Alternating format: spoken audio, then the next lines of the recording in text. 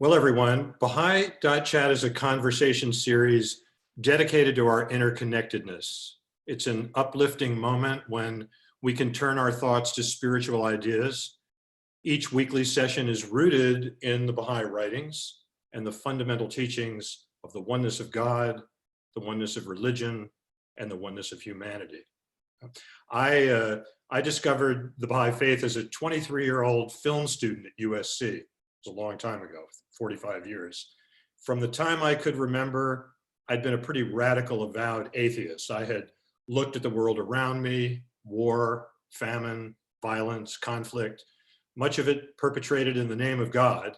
And certainly I thought if there was a God, he didn't seem to be doing too much to alleviate the problems. I thought to myself, if that's the best God had to offer, either he didn't exist, or if he did, I wanted no part of it.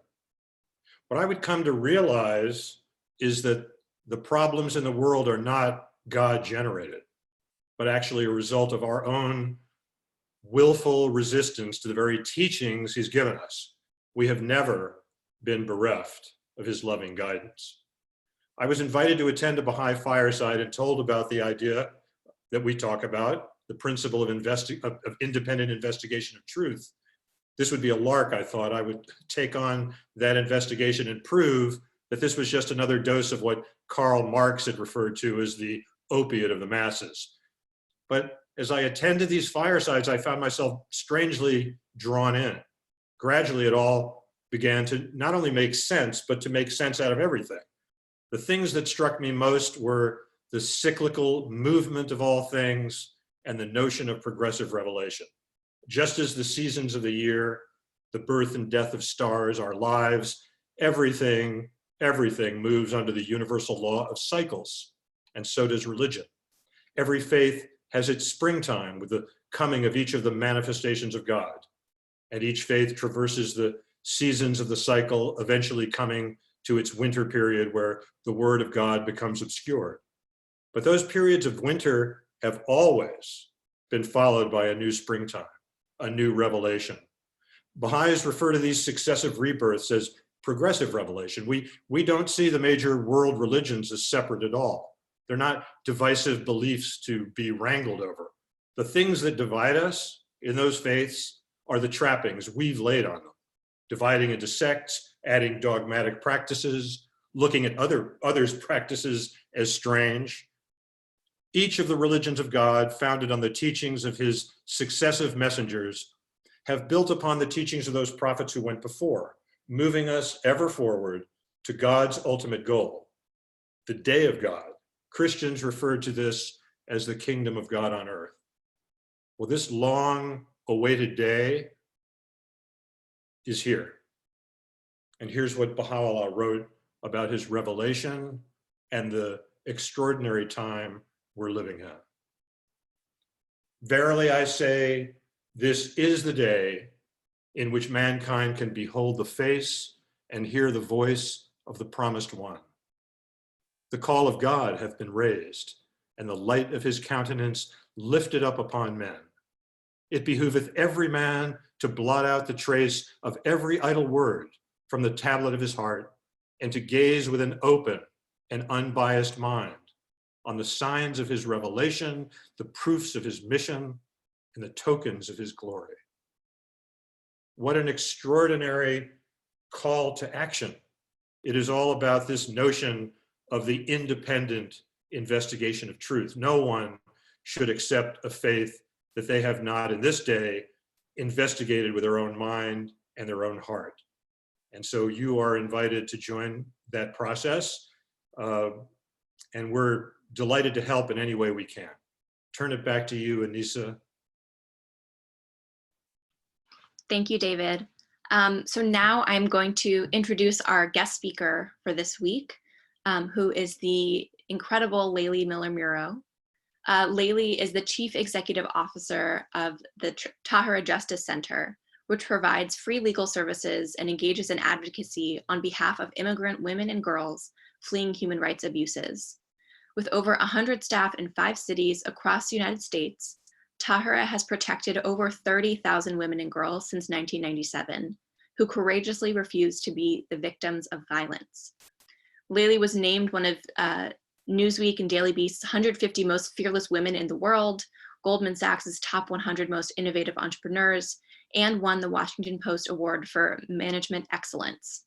She lives in Virginia with her husband and 3 young children, and is an incredible advocate for justice and example of what we can do when we really put our mind to helping others and using the skills and talents we have for the good of the world. So with that, Layli, you have the floor. Okay. Thank you. It's so nice to see you, David, and Anissa as well. So what I'm going to talk about is a super, super hard subject.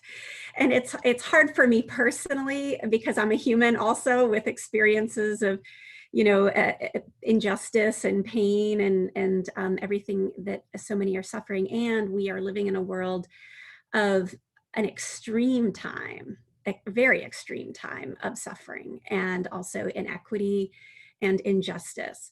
And so what we're going to talk about is the Baha'i concept of justice, which is super complicated and brilliant and inspiring and hard to achieve. And so we'll talk about that concept, but I think it might be helpful first to frame the Baha'i concept of justice within the larger framework of why all the teachings of Baha'u'llah exist. And the purpose of Baha'u'llah coming to humanity in the mid-1800s, updating and reviving spiritual teachings from religions of the past, because of course Baha'is believe that all religions are a part of the faith of God, just relevant to different cultures at different times in history, and the capacity of the people when they were revealed and to whom they were revealed. So Baha'is believe in the unity of all religions, but like any wise teacher, the teachings are prescribed for humanity at that time. They're taught in ways that humanity at that time could understand them. And the lessons that were given were relevant to humanity given the issues that were going on. So there's this larger framework of spiritual relevance, essentially, for God's teachings. And Baha'is believe that Baha'u'llah was that mouthpiece for God in the 1800s, but that his word, his teachings, and then the faith of the Baha'i Faith was meant to help humanity grow and evolve into its next phase. Baha'is believe that messengers of God appear every 1,000 to 2,000 years. So Baha'is believe that Baha'u'llah's message is the message for today. Inherent in that approach to spiritual teachings, which Baha'is, by the way, call progressive revelation. That's how we refer to that idea that God progressively reveals truth and helps us evolve and helps us grow. But inherent to that is also understanding that we are progressive and that we have stages of ignorance and knowledge and immaturity and maturity, and that we're all on a journey. And just like any human goes through stages of infancy and childhood and adolescence and adulthood, we believe that humanity similarly, collectively, goes through these human development stages. And so it's understandable that certain lessons are taught in certain ways. I have a teenager and I have a really young child and I have one in between, and it's very clear to see that different ways of teaching, different concepts they're able to grasp and in different ways. I share that before diving into justice because the Baha'i concept of justice is a very evolved concept. It's a mature concept. It's kind of an adulthood concept. And humanity currently is in a stage of adolescence. Baha'u'llah talks very directly about humanity being in a tempestuous, rebellious, seeing the world as in binary terms rather than in complexity terms, maybe thinking we're invincible, it won't happen to me. These are all like qualities of adolescence, individualism, I can do it myself, you can't tell me what to do. Humanity is in this collective stage of adolescence, and the Baha'i Faith is meant to help humanity evolve from a collective stage of adolescence into a collective stage of adulthood. So some of the concepts in the Baha'i Faith around justice may feel unattainable. And it's because perhaps we're in this stage of adolescence with a mindset that reflects that. And so it's really hard for us to think of the complexity of the Baha'i concept of justice. So before I even explain it, I want to acknowledge that it's hard. I don't know anyone who perfectly adheres and exercises and implements these Baha'i concepts of justice and forgiveness, which go really closely together. Martin Luther King did it really well, actually. And then there are some amazing humans who have also done amazingly with these concepts. But they're hard for the mere mortal and for the average person, and particularly when there's so much inequity, so much injustice, and so much pain. These are really lofty principles to be held to. So the purpose of Baha'u'llah, the purpose of the Baha'i Faith, and in the Baha'i writings, it says the pivot round which all teachings revolve is unity. And so if you had to sum up the Baha'i Faith, it would be to implement unity, or to bring about unity, or to help us all unify. And humanity is so divided, and this is such an important calling for all of us. Then we're told in the Baha'i writings, and Anissa, I know you have a quotation that reflects this, is that the purpose of justice is the appearance of unity. So we know that unity is the most important thing to achieve in the world, in our lives, and it is the pivot round which all the teachings of Baha'u'llah revolve. So the next question is, so how do we achieve unity?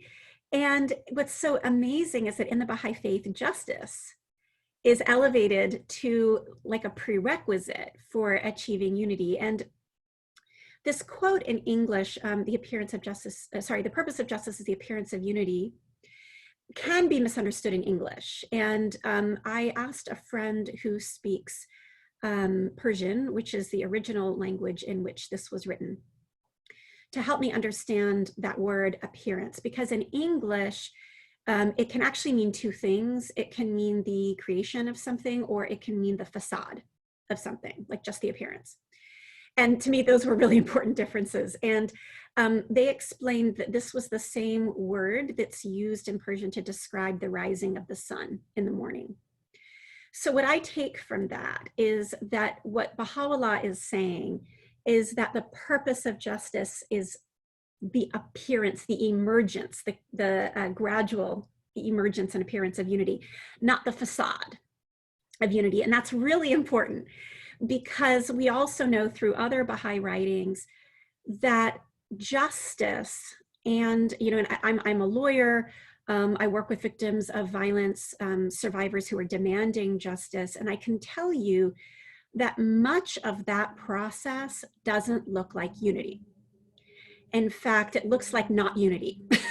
Like the beginning stages of justice look a lot like not unity. And it's important for us to see kind of the arc of justice, because also a lot of people think that justice, when we have it, what it looks like is punishment. But again, if we understand that the purpose of justice is the appearance of unity, we can also understand that that arc of justice, where that moment of punishment or protection occurs, is not the end. That's not the conclusion, because then there's a whole other part of the process that has to involve truth and reconciliation and reconcile, and unity, ultimately, unity. And it makes perfect sense, because there's another quotation, which I think is very important, that says in the Baha'i writings that love cannot dwell in a heart possessed by fear. And so if unity is the end goal, and there's a lot of love in unity, right? So if we think of love and unity as the end goal, it makes so much sense that the purpose of justice is the appearance of unity, because it's super hard to live in fear and have love. Now, again, there are some like saint level, incredibly superhuman people who have done that, and I love them and I admire them and I aspire to that. But we also know that it's kind of hard. It's hard to fear someone and also have that unconditional love. And so it makes perfect sense that justice is important, so that we feel protection, we feel safe, so that then we can have that love and we can have that unity. So it's like this whole process that's necessary for this oneness of humanity to be realized, for unconditional love, and for unity. There's also another amazing complexity to the concept of justice in the Baha'i Faith, which is that it's not the job of the victim. It's the job of society to implement justice. So there's this really bright line that's hard to swallow, to be honest, that bifurcates who should be implementing and working on justice and who should be forgiving. And there's a Baha'i quote that says, we must forgive 100,000 times. There are other quotes that say we should be of service to our oppressor. There are quotes that say we should return honey for poison. It's like this super high bar of not retaliating, not holding a grudge, not engaging in estrangement from somebody who pisses us off or who we think is being unfair or unjust. As individuals, we have an incredibly high bar that's really hard for most of us humans in the world to achieve around this idea of one-on-one individual relationships being unconditionally loving to the point to which you would rather allow yourself to be killed than to kill. There's a Baha'i writing that says that. Again, this is not unique to the Baha'i Faith. Christianity has the same concepts. Buddhism has the same concepts. Hinduism has the same concepts. These concepts are in many faiths. And as I mentioned before, Martin Luther King was incredible. I mean, his writings talk a lot about this concept in a lot of complexity, how to unconditionally love through agape, this Greek concept, but then how to also stand your ground for the sake of society and for the sake of others in order to promote justice. And this is really the concept that the Baha'i Faith embodies. So we know that we're living in a very unjust time. That's maybe, I hope, obvious to everyone, particularly given the coronavirus. And it is true that it's a great equalizer in many ways, but it's also true, I hope, if people are watching, that it helps us see the inequities and it helps us see the injustices and how marginalized communities are suffering much, much more. There are lots of structural inequities that are having profound impacts in addition to one-on-one injustices. So we're living in a hard time. And Baha'u'llah actually says, justice in this day, bewailing its plight, and equity groaneth beneath the yoke of oppression. The thick clouds of tyranny have darkened the face of the earth and enveloped its people. So we know that this is kind of a phase of humanity right now, and there's no sugarcoating that, and there's no minimizing that. And then we're also told that this is the day of judgment. Baha'is believe that this is the day of judgment that has been prophesized by every single religion, and that it is the time that precedes the eventual creation of the kingdom of God on earth.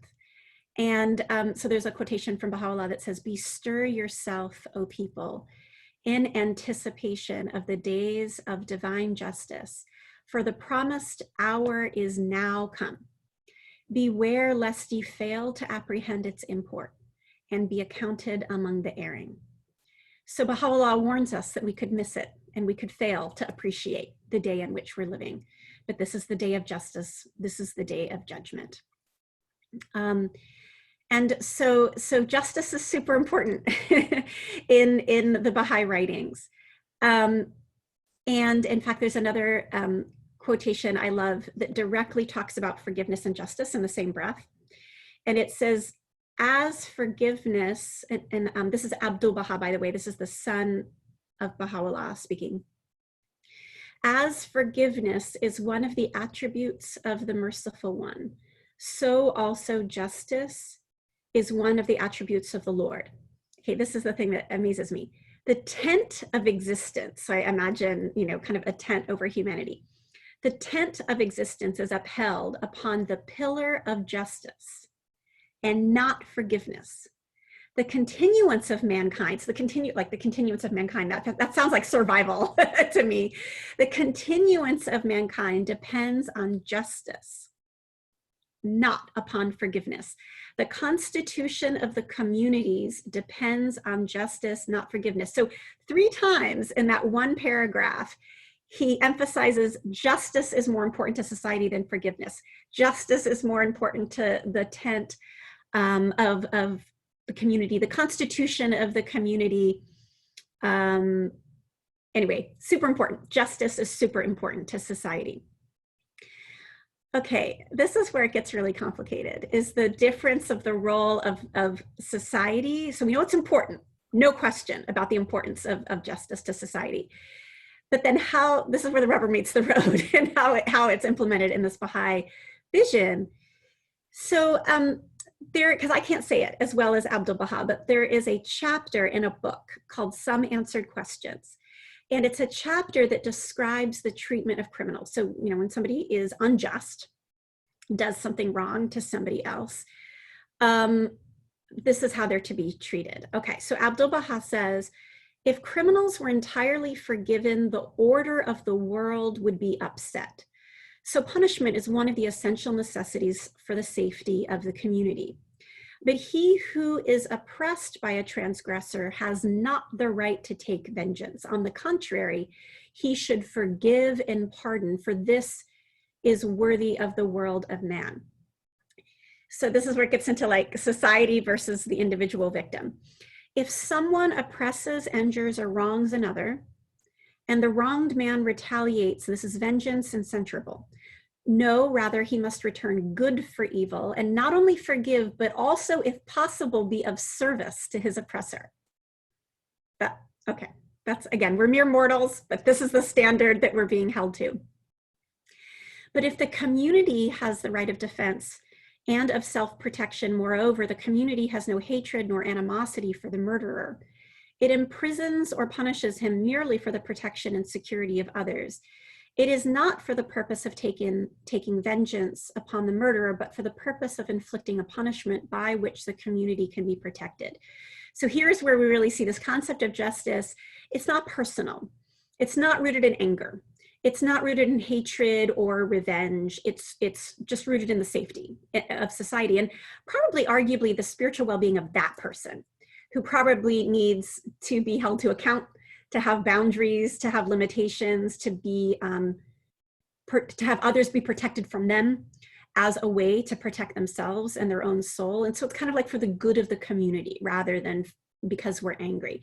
The problem is, in my experience, a lot of people don't bother with the pursuit of justice unless they're angry. And this is where we're mere mortals, and it's a hard thing actually to implement. But well, anyway, I'm going to hold that thought for, I'm going to finish reading this quote. So this next piece, which sums it up very well, there's a long Arabic name that I'm just going to skip over, but I'm leaving some blanks in this quote.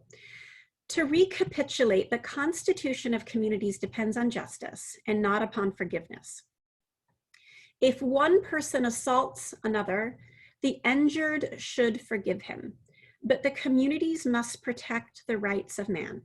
So if someone assaults, injures, oppresses, and wounds me, I will offer no resistance, and I will forgive him. But if a person wishes to assault you, this other person, certainly I will prevent him. For although the malefactor non-interference is apparently a kindness, it would be an oppression to you. If at this moment, this person were to enter this place with a drawn sword, wishing to assault, wound, and kill you, most assuredly I would prevent him. If I abandon you, that would not be justice, but injustice. But if he injure me, I would not defend myself and I would forgive him. So that, I mean, that's heavy, like that's serious, you know, and I even, like my husband and I are talking about, we have a son who is inherently violent. Like he just loves to destroy things. And he has like, you know, I'm told it's testosterone. I don't know what it is, but his little 8-year-old self is constantly looking for kind of ways to destruct and destroy. And we were having a conversation about what to do on the playground when he feels bullied or he feels and his instinct, his lower self, his immature self, his child self wants to fight back. And then I was having a conversation with other parents who believe that that's like what kids should be taught to do. And we were reading this quote and realizing that that's actually not the paradigm we're supposed to be in. We're actually supposed to be in a paradigm where if he is watching another kid get bullied on the playground, he should intervene forcefully and completely make that his business, intercept, interfere, disrupt, be an ally, and advocate. But if it's happening to him, he should probably walk the other way or try to return the meanness and anger with kindness. Like, what does that look like every day in our communities? And these are really deep things. I also think it requires a complete cultural shift for us around intervention and allyship and advocacy. Because we have in America, and it's not only unique to America, it's true for a lot of cultures. There's actually been studies on this. It is true for a lot of cultures that are honor-based, where like there's shame in needing help. And this was true, like you hear about the British stiff upper lip. There's a culture in Britain that definitely transferred to the United States, but it's also true in Northern Europe. It's also culturally true in Asia, the Middle East, different parts, but there's an idea of the privacy of your personal life, your weaknesses, like don't show anybody. And if you see it, act like you don't.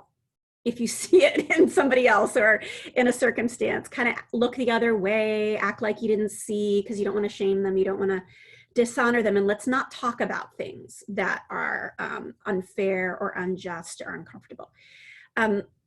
I had the blessing of spending a lot of time in West Africa, and it's not true that there is an intervention. There's a community, like kind of communal raising of the kids. If you see another kid doing something bad, you intervene, and if you see something, you might stand, so it's not a universal truth that we choose to not see injustice. Different cultures have different ways of processing it. But for sure, in America, we have that cultural tendency. And again, like I said, in a lot of parts of the world, that causes us, when we hear a child being hit in an aisle in the grocery store next to us, to go to the other aisle, not to stay in that aisle. Or if we see somebody in a parking lot being hit by their partner, there's a tendency to look down and want to look away. We have this like, I don't want to be inconvenienced by having to intervene, and I don't want to shame them by kind of noticing that they need help or noticing that there might be some intervention. So we have a huge cultural problem in how to really implement this principle. And we also have a cultural problem because we hold resentment and we hold grudges and we hold anger. And a lot of us have a hard time actually pursuing justice unless we're feeling that emotion. Otherwise we say, oh, I'd rather just forget it because it's too much trouble in order to file that complaint or bring this up to HR or bring an issue up to an institution or community, or even as an individual. If I'm a bystander, like the minute I'm a bystander, I'm a part of community, right? This example with Abdul Baha, he's standing by somebody who is having a sword thrown at them or hurled at them. And so we have to have a higher bar of tolerance for intervention. It also means a higher bar from being misunderstood, because we do live in a cultural context where people get hurt when we speak up. Anyway, there are lots of examples, I think, where it's gone really well. People who've intervened with domestic violence victims, even though it did embarrass the domestic violence victim initially, she might have thought she was hiding it really well. She was embarrassed that people could see her life wasn't perfect. There was a lot that had to go on for her. But they maintained, I love you, I care about you, I see something is wrong, without paternalism of I'm taking away your agency and I'm taking away your power and I'm going to intervene whether you like it or not. So it's an allyship and accompaniment balance that's important to say, you define justice. You're the one that's most affected. You're the one that is suffering. And so you know what justice will look like best. But I am here to help you, and I'm not giving up. I'm not going to walk to the other aisle or the other side of the parking lot or whatever. I'm sitting here with you. I'm standing here with you. I am a witness with you, and I will intervene and I will ally and I will accompany you in this injustice. while also not crossing a line, which sometimes people do with good intentions, around having a paternalistic, I'm taking away your agency and I'm going to decide for you what's justice. It's this really fine line. So anyway, it's a really hard concept. It's hard for us to implement because we're human. You know, all our lives, and in fact, the Baha'i Faith talks about the whole purpose of our existence is to have our higher self and our spiritual qualities dominate over our lower self and our more animalistic or selfish qualities. Like, that's the whole journey of this whole earthly life. And so we're always struggling with how to do that. And there isn't perfection in that, but it doesn't change the standard that we're held to. And so this is the journey. I don't claim to completely understand it. I definitely don't claim to implement it. But it's a beautiful standard that if we could make progress on, I don't even know what society would be like. It would be incredible. We would have justice on a level, and people who are victims of injustice wouldn't have to be the owners of the advocates of justice. It would be truly community who stands up and says, this is not okay. And then it would free that person spiritually. And I've seen this a lot with domestic violence victims. Like, the minute they know somebody else has their back, they know that justice will be done. They've got a good lawyer, they've got a good social worker, they've got a good advocate, the justice system is working, the judge cares. There's this exhale that allows them to then work on forgiveness, unconditional love, inner peace, maybe, and it's up to them, obviously, maybe reconciliation with that protection in place. And then maybe this long arc towards the unity that we know is the ultimate goal. So maybe I think I've talked for the 20 minutes I'm supposed to, so I'll stop now and ask if there are any questions, comments, or. Thank you, Layli. That was it. I have so much in my head right now, like all these amazing thoughts to process, really powerful points shared. We want to, pass it now to the Q&A portion. So I want to invite people who are joining us. If you are joining us on the Zoom webinar, you can use the Q&A function to submit a question to us that we can ask Layli. Or if you're watching on the Facebook live stream, you can leave a comment, and we will be checking that as questions come up. So I want to just give people like a moment, and I know we're kind of thinking. I'm sure people are sort of processing, so that might take a moment.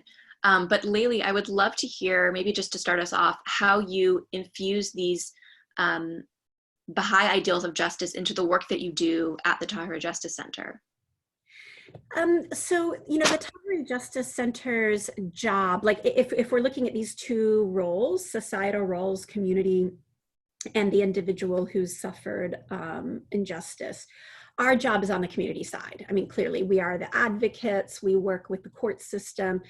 And so that's our job, is to zealously advocate, intercept, intervene, and support the process of justice. What is also important in the way that we do our work is to make sure that the definition of what justice looks like is led by the survivor. So that we're not imposing our idea of justice. I mean, just to give you one example, we had a client who was being released. She had been forcibly separated from her child during the border child-parent separation policy. She was being held, she was separated in Texas, her daughter was in Arizona, and she was in Georgia in a detention facility. There's a long story that I won't go into, but when we did finally get her released, we said to her, you can go anywhere. And the Tahirih Justice Center we have 5 offices around the country, but we have an office in San Francisco specifically, and an office in Atlanta. We know that you have family in both of those places. It is our legal advice to you to go to San Francisco, because San Francisco has a very high grant rate for asylum cases. Georgia is it's a 98% denial rate for asylum claims. So the Atlanta immigration courts are notorious. There have been DOJ investigations. There's kind of horrible stuff happening essentially in the Atlanta immigration courts. And her chances of winning are only 2% in the Atlanta immigration courts. And so, our definition of justice is that you move to San Francisco and you let us represent you there. She chose to move to Georgia, and that was because she has the closest family there. That's where she feels love. That's where she feels safety. And to her, that's what justice looked like. And it was, the risk was a decision. She's an adult, and that was a decision that she was able to make. But it's very important, and we talk a lot at Tahirih about the fact that our clients are smart, and they are resilient, and they know what they want. And we're just their lawyers. They're the client. We're just their lawyers. We work for them. And so I think also this concept of justice and also allyship has to be led by people most affected. Another really good example that might affect most people who are not lawyers has to do with, like, let's say you see something racist on a metro or a subway, something like that. People may genuinely not know what to do, and with good intentions may actually do harm. With good intentions may in fact take away agency of that person who's handling it perfectly fine themselves, or who would find it demeaning for somebody else to intervene in that moment. On the other hand, they may need intervention and they may appreciate help. So the balance is to try to figure that out. And very tactically speaking, the Anti-Defamation League has some great materials on their websites with pictorial illustrations around allyship in public racist situations. But for example, in that situation, the recommendation is that you physically, the first step, and Brian Stevenson talks a lot about this, if you want to get involved in injustice, the first step is proximity. Increase your proximity. Increase your authentic friendship, increase your authentic relationship to a community or a person that's facing injustice. That's your first step, increase proximity. So on a metro train, literally sit next to the person. Just walk up to them or stand next to them, or whatever is appropriate in that environment. Stand next to them and then turn their attention to you. You might say, nice weather we're having today, or something even that's ridiculous that may shock them because they're being yelled at by a racist, but would help them see you as an ally. And then, and then they recommend that you say, I'm here, would you like to talk? Would you like my help? And if they say to you, no, I'm good, that's your sign that they're going to handle this on their own. And then if they might say, yeah, I really, yes, stay here. And then that's your sign to be supportive. But also even allyship and intervention requires thoughtfulness and humility and willingness to listen to people most impacted about what that should look like for them, particularly in that moment. Thank you. We actually had a lot of questions coming in about what you just sort of spoke on, of like, how do I help? What do I do if I'm witnessing something or if I'm in this circumstance? And so this question of proximity and how do we kind of do that, I think is a really nice, it's a very powerful thing to think about. Just even your presence, even you putting your sort of body in support of this person, right, can be a really powerful thing. We have another question that kind of relates a little bit to what you were mentioning, maybe in terms of some of the work that Brian Stevenson does about the distinction between justice and equity and the relationship between racial justice and equity. Yes, well, is there something behind this? I can't see the questions. Do you mind reading the question? Yeah, it says, what's the distinction between justice and equity? How does this distinction relate to racial justice and equity? Maybe we can I might be missing something, but I actually think they're really the same thing. I mean, inequity is an injustice. Mm-hmm. And inequity, which a lot of people think of on a societal level in particular. So there's individual racism, right? And individual injustice, where somebody gets hit or there's a racial slur, it's very one-on-one, maybe it's more overt, more clear. But one wouldn't look at that and say that's inequitable. It's like, no, that's just flat out racist, or that's violent, or whatever it may be, it's an injustice. Equity, which is also an injustice, has to do with the playing field being stacked against people. It has to do with the rules of the road being different. It has to do with history and years, and in some cases thousands of years, definitely in the United States, hundreds and hundreds of years of oppression and marginalization and stereotyping and inability to access assets, particularly multi-generational assets, educational opportunities, where people are allowed to live, all kinds of things that lead to inequity. And so the remedy for that is a form of justice. I mean, the remedy for that is putting the hand on the scale in some cases and allowing for assistance where people need it to just have a level playing field, And so inequity and justice, in my mind, are really the same thing in different forms. But again, I'd be open to hearing, like, if there's a specific context that person's talking about that I'm not addressing. But we also have a question that says, what qualities does a legal system and legal infrastructure need to advance towards in order to uphold our conceptions of justice? And what changes may have to be considered in this process of adjusting our legal infrastructure?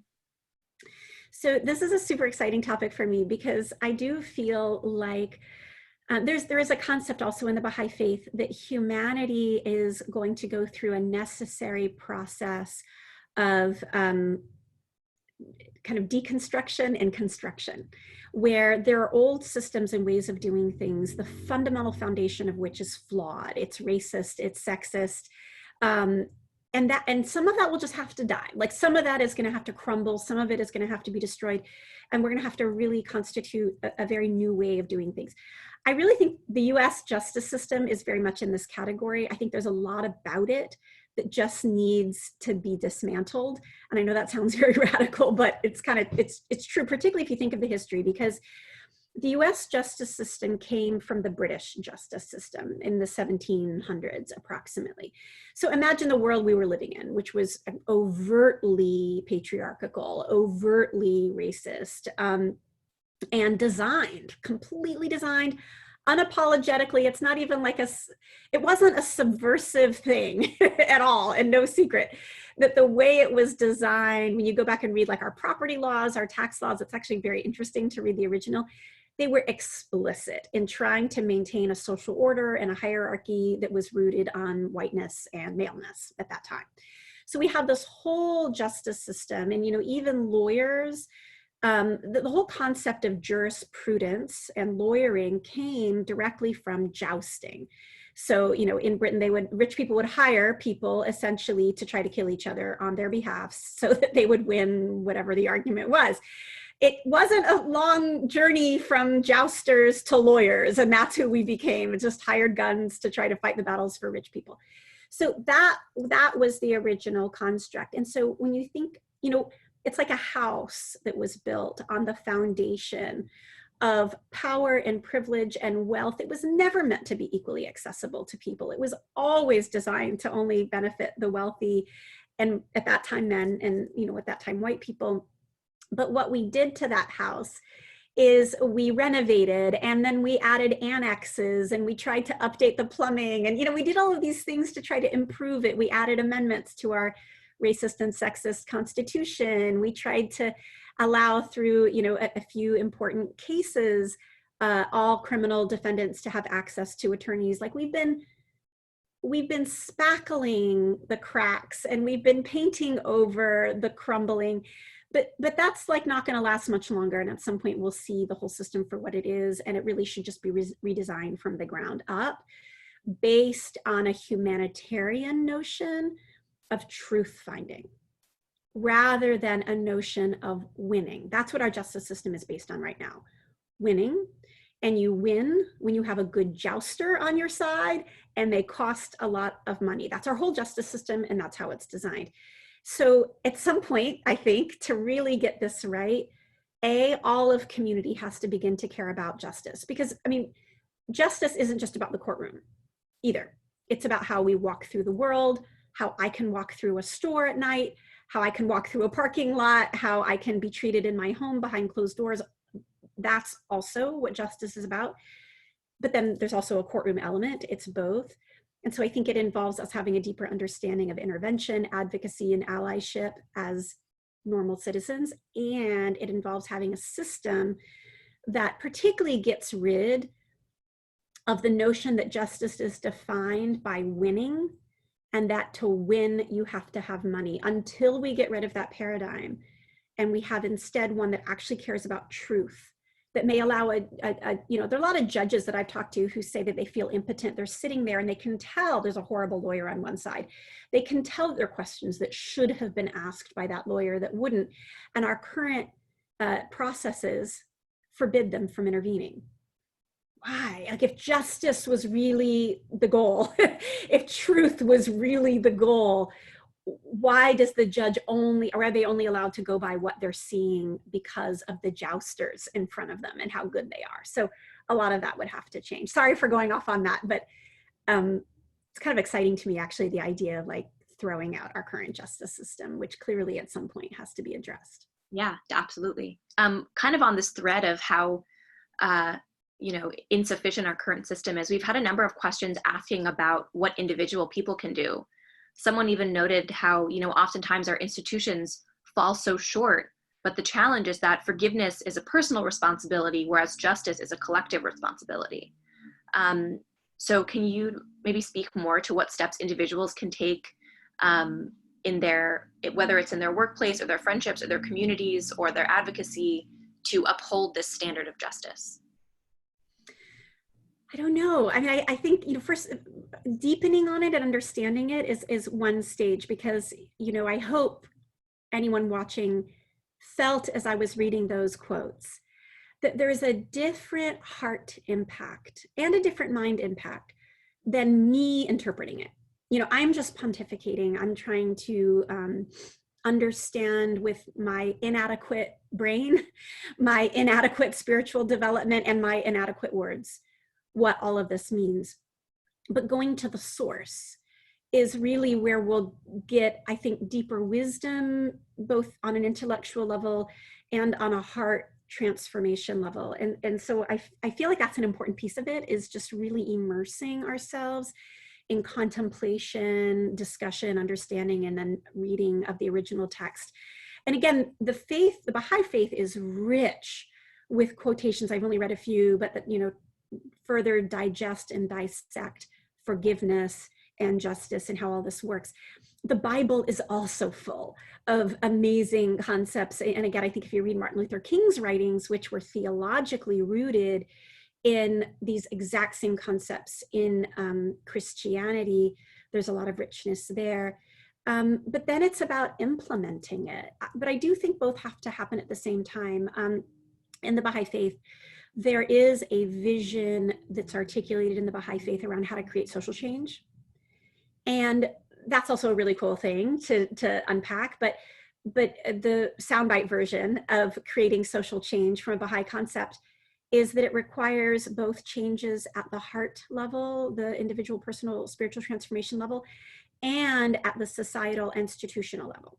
So we need better laws on the books. And this is also true with the justice system. I didn't talk about that before, but we have a lot of laws that really stink, that were written, in the 1800s, or frankly, even 20 years ago, that still really stink, that we have to redesign in order for things to be equitable. However, even with those laws in place, if we have people who are racist and sexist, or prefer wealthy people to poor people, look down on people who need help, and believe that only those who don't are worthy, then it will matter that we've got great laws on the books, and we'll still have problems implementing justice. So we need both of these things. We need like personal transformation, and then we need societal structural change. We had a question come in that I think is really interesting and speaks to maybe, a challenging thing, a topic that comes up when we talk about justice and injustice today, is how do you take a stand for justice while avoiding being overly political, or slipping into that sort of a rhetoric? So I think I'll try to answer that maybe like at a high level and then also a practical level. So at a high level, what I would say is that the Baha'i Faith, the justice that is sought in the Baha'i Faith, and the degree of societal transformation that is anticipated in the Baha'i Faith, is way too radical for any political party.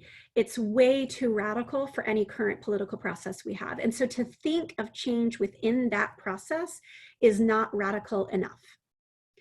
And Baha'is believe that the current partisan political situation is toxic and flawed. I mean, you know, in the same way I described some of the foundational problems that we have to evolve from in the justice system and in the law, that is very true with the political system.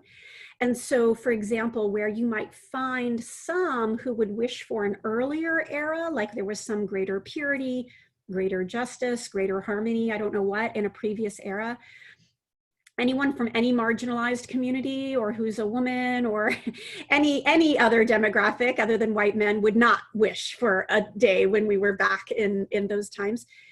But neither would Baha'is. Baha'is do take a view that we are evolving, that looking forward is the way, and we do, yes, have to change things in ways that we have done in the past for a better way of doing in the future. We wouldn't want to go back to a first grade classroom and the way that lesson was taught or the way that classroom was taught. We want to move on.